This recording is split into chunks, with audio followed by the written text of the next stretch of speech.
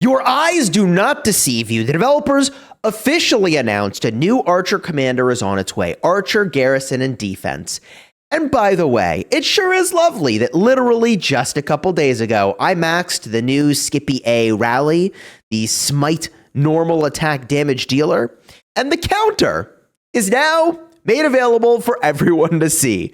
GG. Oh, and if you thought this is all the information we have, no. We have all the skills, and it features mighty healing. So let's get a look at that, and I'm surprised. The first skill is Area of Effect, 1000 rage requirement, and it mighty heals. Bro, mighty heals? We have so many mechanics. There's normal damage, and then there's like smite damage and counter damage. There's healing, there's mighty healing, there's shielding, there's mighty shielding. Mighty heals a large portion of the troops' slightly wounded units, deals a certain percentage of this skill's heal strength as true damage to up to 5 nearby enemy troops.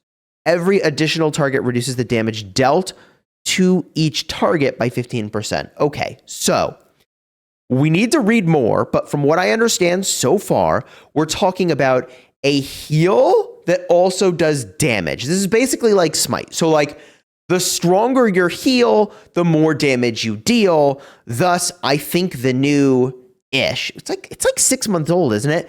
The healing formation is about to be fire, I suspect. Wow. Okay. Now, a skill's heal strength is equal to how many units it's capable of healing, not how many it actually healed when used, including any bonuses and reductions to healing. How many units capable of healing? True damage is not affected by damage bonuses, the attacking troops' attack attribute, or the defending troops' defense attribute.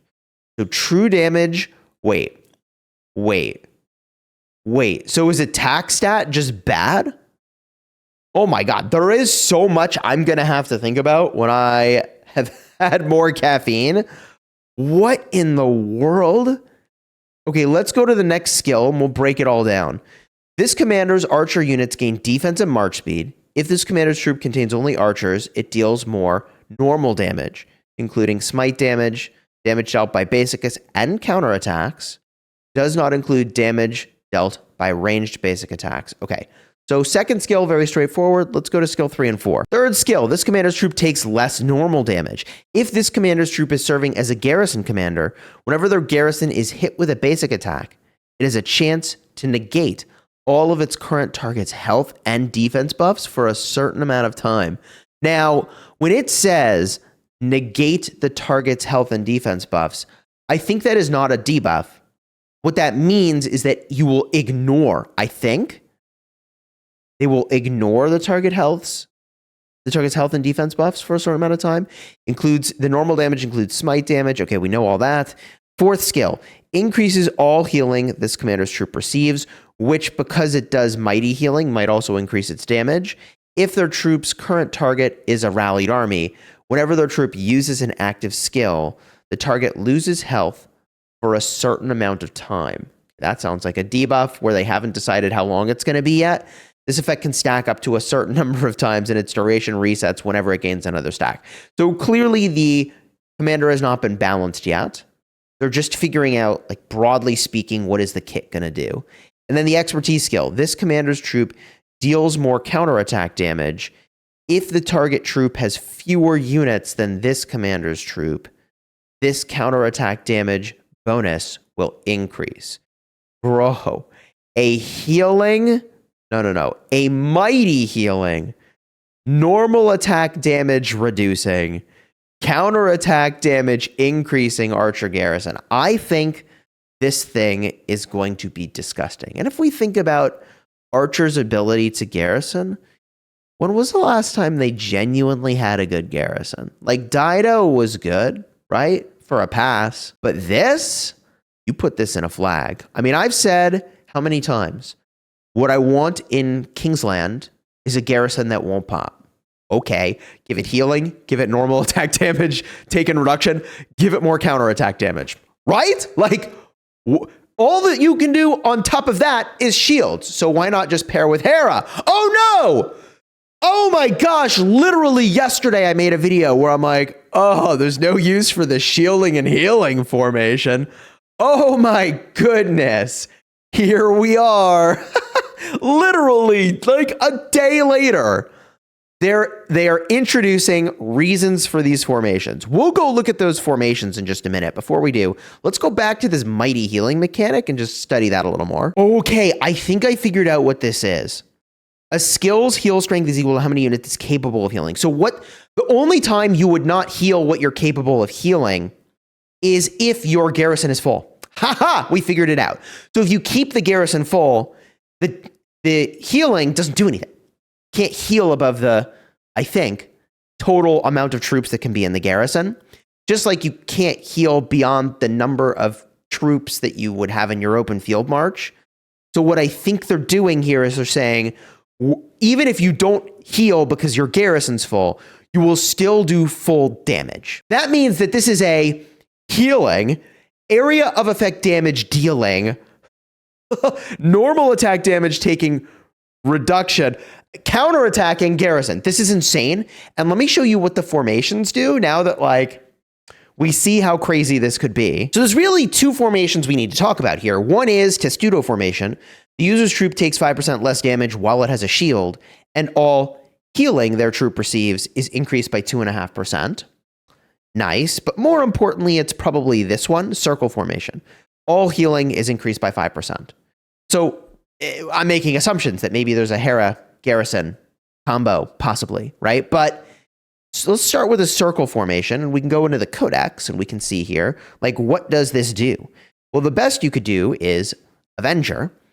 The wielder's troop gains a 5% boost to counterattack damage. Oh my god, this garrison's going to be insane. Whenever their troop uses an active skill, any healing it receives within the next 3 seconds is increased by 10%.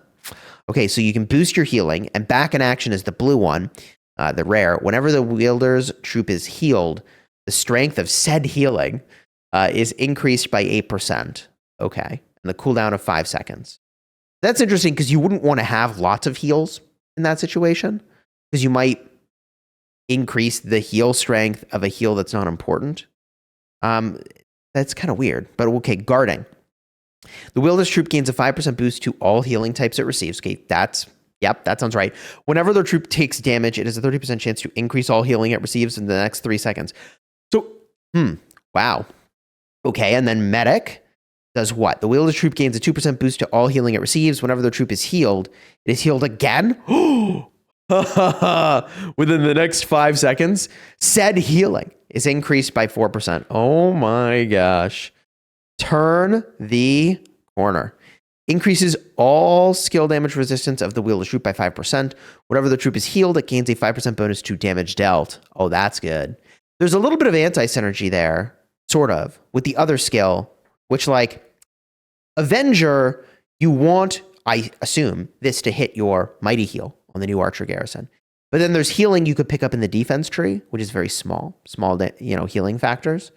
And the, I don't know, I'd have to remind myself of the archer's entire kit here, but this, you would want lots of heals because you want to have your damage elevated very frequently. Rise Up increases the skill damage resistance by 4%. Pretty basic. And Panacea, what do we got here? The wielder's troop gains a 10% bonus to all healing received. Yeah, that's a good use of that term. Okay, and then Refreshing. The wielder's troop gains a 4% boost to all healing it receives. This could be the way to go, right? But if you're pairing with a Hera garrison, what about shielding and healing? You could probably do it. Use mostly archers. Let's find out here. I mean, yeah, sure. Why not? Why not? What do we got? The wielder's troop gains a 3.5% boost to all shields it creates and all healing it receives. Whenever the wielder's troop launches a basic attack, it has a 10% chance to increase the strength of all shields and healing within the next 3 seconds by 7%. Ironclad, by the way. Whenever you get a shield or a heal, within the strength of any shields or healing it receives within the next 3 seconds is increased by 5%. Oh. Then we have the instrument, Cautious. Will troop gains a 5% boost to counterattack damage dealt. Oh my god, bro. Whenever their troop receives a shield or heal, the strength of that shield or heal is increased by 7%. There's a cooldown of 5 seconds. We'll just do the legendaries. I don't need to go through all these. Shield Bash increases the skill damage resistance of the wielder's troop by 5%. Whenever their troop heals or receives a shield, it gains a 3.5% bonus to damage dealt. Yeah, seems good. And then Rock Solid. Wielder's troop gains a 7% boost to all healing and a 7% boost to all shield. So I think the takeaway here is if you have shielding and healing, Testudo formation is better. If you don't, circle formation is better. And by the way, like, are we going to see circle formation and a resurgence of Zenobia? And why would Zenobia resurge? Why would that become relevant? Well, maybe I'll even use the new Archer Garrison in a KVK where you can change a troop type, right? Right? So I could use Xeno Primary with all my infantry gear, turn the second commander into an infantry commander, and pair them up with an artifact. Why not? Xeno does fat heals. We'll have to figure out if that's actually a thing, right? I mean, bro, no. That means I would need to work on this formation. No! Oh, man. I genuinely need more caffeine before I think about this more. But definitely let me know your thoughts down below in the comments. Anything I missed about the way this commander works, leave a note there. I think in the coming days, after I've had a chance to collect my thoughts, I'll probably make another video. But I sort of wonder if the other commander that they're going to release for archers will also have some mighty healing. My suspicion is that they will not, but it is possible. I really would have guessed that poison would have been the archer's mechanic, but what we can take away from this, I think, is that probably 6 months from now, combo will be a thing. That's my guess. So if combo will be a thing 6 months from now, I don't know, what are we due for? Are we due for leadership after the archers? Or are we due for, oh my gosh, is it cavalry that get combo? Is it the cavalry that get combo?